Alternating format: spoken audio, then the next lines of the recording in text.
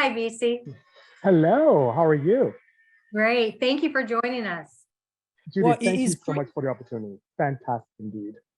You're even more than that, Busy. You are what this industry is all about. Entrepreneur, innovator, racer, and you bring so much energy into this. So thank you very much. Brad, we'll let you take over.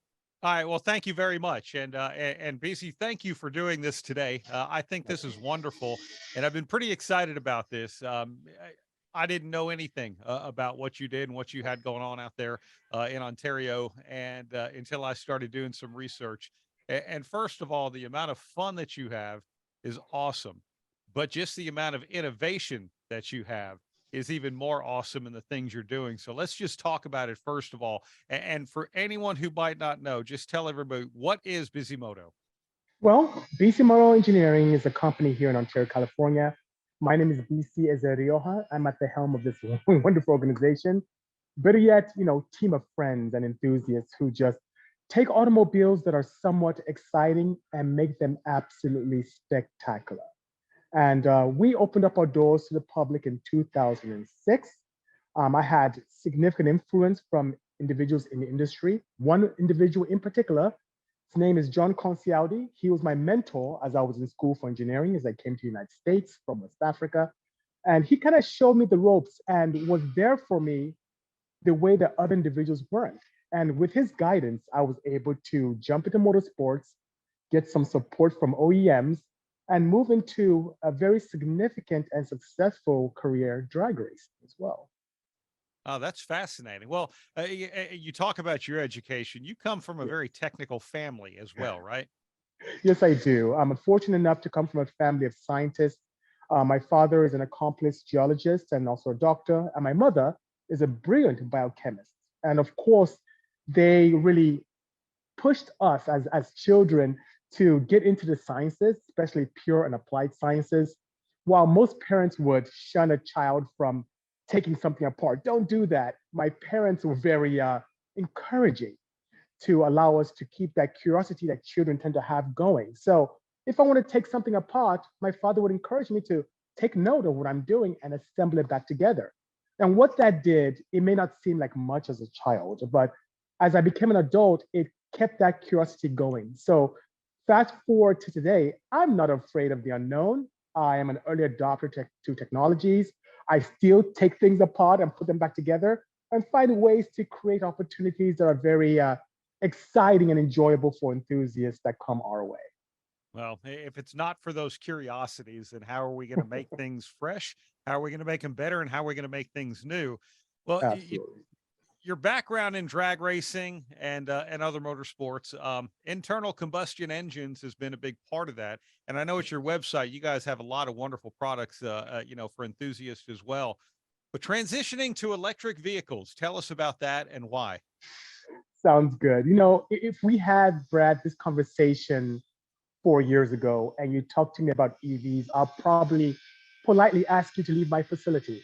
I was really a diehard petrol head for many, many years. From coming to this country as far back as the late 80s, throughout my time in school, I was all about internal combustion engines, small displacement, high RPM, high efficiency engines. That was my forte, and just loved it. And had the opportunity to bring quite a few products to the market, from adapter plate systems to different ways of optimizing fuels to create good opportunities for reliable power and drag racing. It was my thing. And I had customers who came by to my facility, maybe driving a Tesla or a Nissan Leaf, and encouraged me, hey, BC, check these cars out. I said, absolutely not. Nope, I have no interest whatsoever.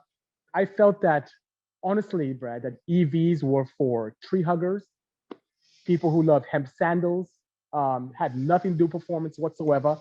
It just wasn't my thing. And then I also had the influence of my clients where they'd say, hey, I played around with an EV and it's soulless, it's absolutely rubbish. And I joined in that. And I was actually very vocal. I used my popularity to share my discontent with the whole EV scene. But something interesting happened. As far back as 2016, we had the opportunity to build cars for one of our clients, Harman Kardon. It's a company that owns JBL and some other sound outlets as well. They manufacture very good components, and they had an event in Las Vegas known as the Consumer Electronics Show, CES. And we built a car for that event, and it was a Hyundai, like a 700 horsepower, normal BC fashion, big horsepower, very nice, very elegant, extremely powerful. And they kind of used this to showcase some of their newer wares, but gave me and my team access to CES at the time. And I went there and I noticed, Brad, all of my partners, the OEMs, American Honda, Ford, Porsche, all the individuals that we worked with on the petrol side of things to build cars for auto shows were there. But their focus were on EVs. And I noticed that the budgets were much bigger and the cars were like more futuristic. And it was just a lot going on. And I told my team as we had a meeting the second day of the event, I said, hey, wait a minute, something's happening. In the petrol side of things, we're doing wonderful things. You know, I'm the twin turbo guy, high RPM guy, shooting flames, doing all this stuff. But our budgets are dwindling a little bit as time progressed. And I see, yes, these booths were just absolutely spectacular. So I felt for the future of my organization, as reluctant as I was, that I need to get an understanding of what's going on in this space, you know? And that being said, I had to explore what was really happening and get kind of see what this technology is all about, even though, Brad, I had no interest in it. So in 2019, I had a project that I had in-house that was going to be a twin turbo Porsche 935. And I decided to use that platform to reluctantly explore this whole EV thing. And I built this vehicle. It took me about 11 months. Spent a lot of money. It was my most expensive project probably to date because I bought a lot of components. I sought insight from some of my peers, spoke to JC from AEM about it as well in depth, spoke to individuals from other companies like Karma, Canoe, Faraday Future, some of my other peers. As a chemical engineer, I was limited with my exposure to that scene, but spoke to a lot of EEs on the whole topic. And Brad, this is crazy. I finished building this car. And in the back of my shop right here at Bisimoto, I took it for its maiden voyage, you may say. And I'm telling you, the first time I drove this car, I was urinating on myself. It was the most ridiculous, the most amazing experience I had. The acceleration was phenomenal. And then it was nothing like what my friends or clients were saying. It had a sound to it. It wasn't absolutely quiet. It has this supercharger like whir to it. And just a smile. I'm smiling now because I remember that experience like it was yesterday. It was just exhilarating. And Brad, I'm gonna share this, even though I'm an engineer and I love technology and I love combustion engines, I'm an enthusiast first.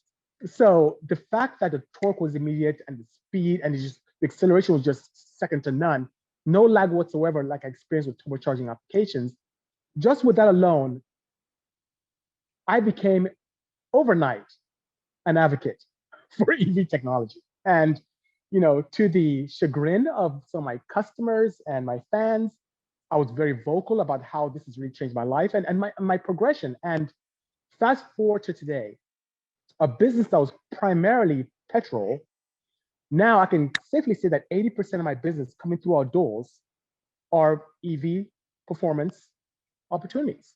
And not just putting around EVs, I'm talking about performance, speed, racing, going fast, having fun.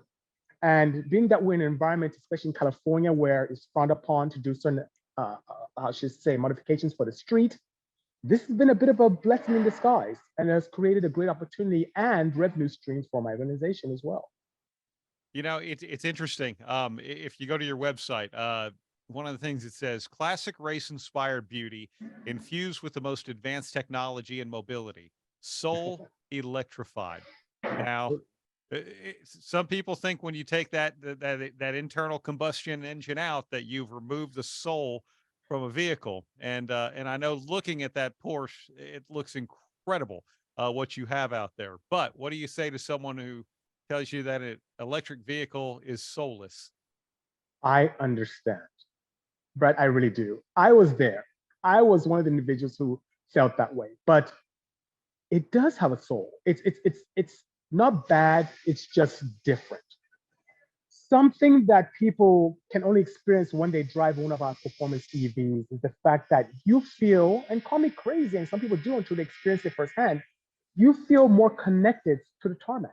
I mean, you hear the pebbles, you get better brake feedback, you get better tire feedback. It's crazy. It's almost like my petrol engine tend to dampen a little bit, tend to dampen the feedback I get from other components of the car. So when I'm driving that 935, on the streets of LA, on the track, during rallies, it's amazing how much more I can hear and feel from the tires and from my braking system and from the steering. It's just nothing is dampened. Everything is just connected to the driver.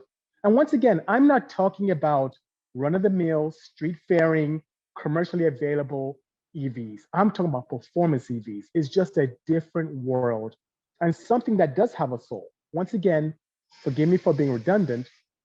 It's not bad. It's just different.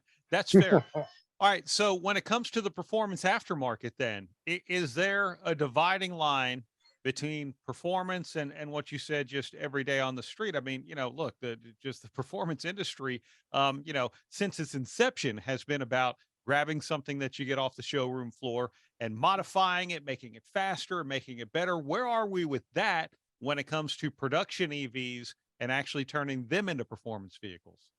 That's a great question. We're at a somewhat disadvantage when it comes to commercially available vehicles that are EV in nature, especially the most popular brand in the world right now when it comes to EVs, because that particular brand tends to do a smashing job in tethering their EV systems to a mothership. So if you tend to try to modify and extract more power from such an automobile, you kind of get your hands slapped very quickly. However, there are opportunities for suspension, for making things lightweight, for making them a lot more exhilarating and exciting, and also making it very much yours. Being able to modify the vehicles to where it's an extension of yourself, just like we have with years ago with the Hondas, Nissans, Acuras, Chevys, Fords, you name it, where you customize and make them your own.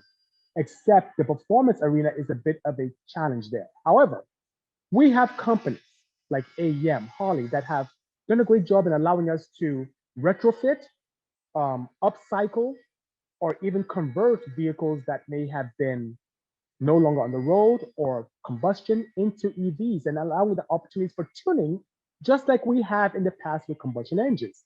Having full VCUs for engine management control, or in this case, motor management control, has allowed us to take hot rodding to a new arena, to a new level. And something that can also, as I have made my personal crusade, involving the youth as well. Because we're starting to see this environment where the youth is starting to get not as interested in motorsports as they used to, at least when I was growing up. And I have seen this glimmer of light and glimmer of hope where that is happening because we're now infusing modern technology with motorsports. And I'm starting to see a lot more kids getting more involved, especially as we continue to build EVs that are a lot more exciting, just like the 935 you can see on the Bisimoto website.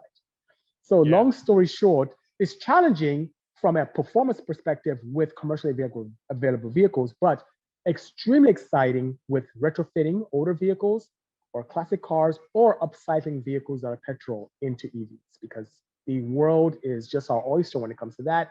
And it's almost like we're existing in the wild, wild west when it comes to performance EVs. It's really an exciting time to be an enthusiast, to be a business owner in the performance arena. Oh, it really is. And I think it's fascinating when you see people take classic muscle cars and electrify them and things like that. You mentioned the tethering, the mothership, for example, could keep you from being able to supercharge your car. I just was reading a couple of days ago where Mercedes is looking at their EV, and heck, we live in a subscription world now. Well, you want better performance, you could subscribe your car to that, or you could just have everyday performance. Do you see the EV aftermarket, getting into, hey, maybe you have this car and this car has potential. You could either pay a subscription for it, or we could do this here in our shop and make it even better. Do you see that coming along? I absolutely do. Once again, I see this as almost a wild, wild west when it comes to performance on the EV front. And I see companies like APR, which they're trying to develop a system whereby a Porsche Taycan could be modified elegantly in terms of power, without reliability being a challenge. So I see good opportunities for not only subscription, but also customized tuning solutions as well. And as we continue to see other manufacturers bring very exciting vehicles to the market, like this past weekend, I went to the LA Auto Show, had the opportunity to experience the Ford Lightning. That's an amazing truck with a lot of potential. I see companies jumping on board and having opportunities to really improve that as well, from acceleration, towing capacity, and even range. So that being said, yes, there is so much opportunity for us as business owners and also through the industry to see great performance gains in the EV space. It's a very exciting time. Yeah, and I could see where tunings and different things like that, because like you said, instant torque when you hit the throttle, but that doesn't always translate to being able to keep something stable on the street, or longevity, whatever it might be. Being able to deliver that in the way that it makes sense, right? For maximum Absolutely. fun.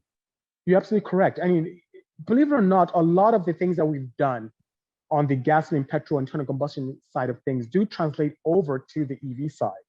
Things like, safety, extremely important with petrol vehicles and also with EVs.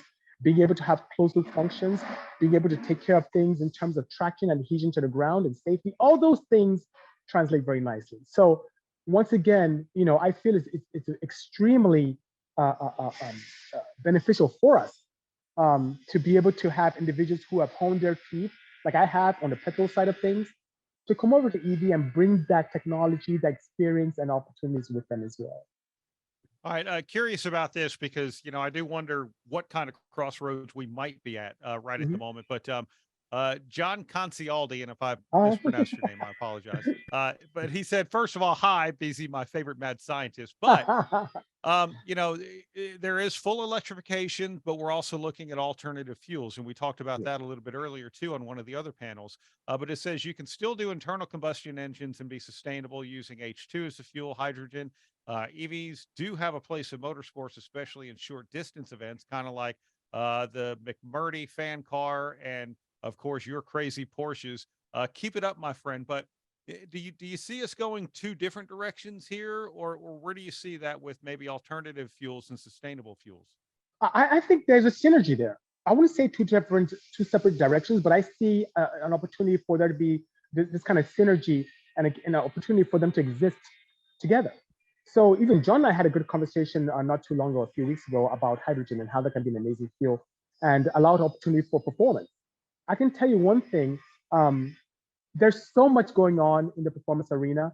I do see, and forgive me for those who may not agree with me, that digging up the ground and grabbing crude oil and refining it to create gasoline and then burning it, I think those days won't be with us for a very long time. Our grandchildren may even look at us and say, hey, I can't believe you actually dug up the ground and put what you got out of the ground into your vehicle to drive around and consume it. I do see an opportunity where alternative fuels can coexist and even help significantly with the whole EV revolution, revolution EV, see what I did there. I see an opportunity for synergy there. And I think there's great opportunity for us to continue to do wonderful things and create performance and excitement that is not detrimental to one. Yes, I do. I see them. All right. Battery technology. Obviously, that's something that's continuing to evolve. But and John also posed a question about the safety side of it, especially when you're dealing with high voltage EVs and what that means for the safety side. And if people are doing conversions and doing things like that, retrofitting some of these cars with that. What do you tell people? I mean, obviously, Bisimoto, you guys are doing a lot of wonderful things, but what do we need to look out for? Luckily, companies like ours and companies like Harley and AEM are coming out with systems that can make retrofitting much easier and safer for enthusiasts out there. I would encourage those individuals who like to put together components in their own backyard to really kind of shy away or seek the experience of someone who's extremely knowledgeable and has some background in electrical engineering to guide them accordingly, because we're dealing with 120, 400, 800, soon 1200 volt systems, and you can really die from this. This is something that's extremely important. I mean, simple things like when my team and I are working out with high voltage systems, we keep one hand behind our back as we're tightening things up, wearing any jewelry, just simple things like that wouldn't come to mind naturally is something that's extremely important. And when it comes to battery technology, Right now, lithium ion batteries are what are very commonplace for us in our scene. There are opportunities for thermal runaway if things are not being paid attention to, using a proper battery management system, making sure that your cells aren't overcharged or you don't have demands that are pulling a lot of amps from them when it's not able to handle it. In a nutshell, what could happen is lithium ion cells could catch on fire, and those fires are very difficult to contain. But the great thing is that on the horizon, and I'm talking about a very short horizon, there is better technology that not only allows for denser energy for us, more power for us, which in performance I think is very exciting, much lighter, much safer, and also allows for a lot more, how should I say, longevity in terms of cycling. So, and when it comes to, once again, what we do here with Epar Trade and the rest of it, there's opportunity for great revenue to be generated as well in battery technology. There's just so much going on. It's just an exciting time. And currently, even in our systems here at Bisimoto Engineering, we're building our conversions. I mean, every car in this room is being converted, by the way, to have a modular setup where as battery technology improves, we can leave the motor, inverter, and everything as is, and upgrade the batteries quite easily. And so that being said, safety is extremely important for individuals who want to do this at home. I would highly discourage it and seek the expertise of well versed individuals like ourselves or other companies, or purchase from organizations like AEM that will have a system that will have its own contained battery system, contactor box system, where all you have to do is plug it in and adapt it to your setup very nicely. And great things can happen, but please be careful there. Please do. So every car behind you has already been converted? They are in line. We have in the back of the shop, you may hear a little welding going on there, cars that are happening. All these cars back here are in line. Well, except for that e-bike right there. That's already electric itself. But yeah, it's an exciting time. The amount of opportunities that we have nowadays for conversions is just mind-blowing. It's a very hot market. That is. Well, look, we know where you've earned your reputation in performance, and obviously transitioning to EV is a big thing. Where do you see you in 5 to 10 years? Where do you see Bisimoto? That's a great question, Brad. Right now, we are doing a great job in retrofitting automobiles, especially those of historical classical significance to electric. Don't be surprised in 5 to 10 years where Bisimoto is an organization that creates their own automobiles that may be EV, maybe alternative fuel, but something that's more sustainable in nature. That's the future that we see in store for Bisimoto as we sit today. That really is incredible. The interest level that you've seen. I mean, for you to go out there and take a leap, like you said, you were one of the anti people, at one point, and all of a sudden you saw something that really piqued your curiosity. What do you see coming into your shop right now? And maybe the difference in the calls you get when the phone rings. Understood. Well, I see a lot of classic muscle, which is interesting. So we actually have a Bel Air that's coming into the office. I have a Caterham, which is an old school vehicle from the UK. There are a couple of VW buses back there as well that's coming in. Today, I actually have a Neo EP9 that's on schedule to come in, which is from the UK, courtesy of a very prestigious organization in China, where a chassis came in here, sans motor, sans batteries, and they plan on having us electrify that. So that's pretty interesting to have it roll going here in the United States. A lot of variety, a lot of exciting things indeed. And last but not least, we have, I guess in the next 2 weeks, a Rolls Royce Silver Shadow also coming in, which is perfect, by the way, because those vehicles were absolutely gorgeous. In the, these are like a late 70s, mid to early 70s Rolls Royce coming in. Beautiful car, very elegant. At the time it was sold, it was about $250,000 in today's money. But the internal combustion engine is not extremely reliable. So imagine a world now where we're making that vehicle a lot more reliable than it currently is, still maintaining that aura of elegance and quiet, but also making it powerful to boot. So it's going to be a lot of fun. It's going to be a lot of fun with that project. How many motors does that one get? I mean, it's got to be one on every wheel, right? Oh, actually, a single. We're going to go with a single drive unit with an integrated transaxle and inverter in the rear to allow for some amazing propulsion. But it's going to go from about 215 horsepower to 600. Wow. So it's going to be a lot of fun. A lot of fun. Wow. One of the questions was, what motors do you use? Are these Tesla motors? Are they, different electric motors? What are they? Yes, we've done everything from Tesla drive units to using Hyper 9 units to now even playing with some motors from Dana. So that being said, there's some great opportunities here for some variety, and it really depends on the chassis. Some chassis lend themselves better for other motors than others. When you say from Dana, I mean, are these, basically taking from the industrial world and now That is correct. making them into Well, car technology? Dana has now started a new Spicer division where they are actually focusing on EV technology and creating motors that are ideal for not only transportation, but also for motorsports. So we've been in discussions with them for the past 2 weeks using their units to be able to allow for conversions for our clients as well. Wow. Yeah. You going to be out and about anywhere, at like any shows or anything like that? Or, if someone's in Ontario, can they stop by and see what you guys have to offer? Absolutely. We're here in Ontario, California. I will be at CES with some of the Bisimoto automobiles on display with one of our partners called Blink Charging, who's based out in Miami. But yeah, we're also accessible here at Bisimoto in Ontario, California. You can reach us through our social networks, Bisimoto, where they go into Twitter, Instagram, Facebook. You can reach us. We're very accessible indeed. And we are here to help.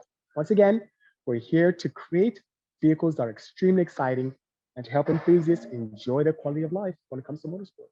Well, it is very exciting. I can't wait to see that Rolls Royce as well, because I know everything that you have on the website, and that Porsche, the 935, is it's spectacular. Really a Thank you so pleasure much. Appreciate to that. be on here with you, Bisi. Thank you so much. Well, yeah, you definitively, have some spectacular car. That's great. Thank you very much for being with us today. Registering on Epar Trade is easy. To start, click on the Join for Free button on the homepage. First, search your company to see if it's already in our database. If you see your company on the list, click on it to select it. Then, choose Claim Company if you are one of the decision makers, an owner, marketing person, or main company contact. Or choose Join Company if you are an employee, and press Continue. If you couldn't find your company in our database, select Register a New Company. On the following page, fill out your name, email, phone number, job title, and choose a secure password.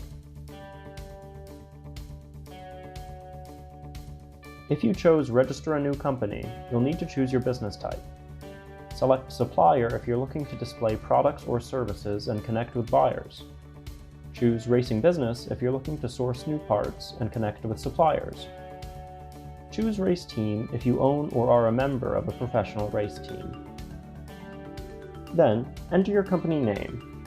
Please provide a website, Facebook page, or LinkedIn if you have one, and choose to either claim or join the company. You can view and agree to our terms of use here. If you'd like to receive our weekly newsletter, choose Accept. Finally, click Register Now and your registration will be submitted for approval. An email will be sent to your inbox. Please confirm your email address and you will be approved shortly. Welcome to Epar Trade.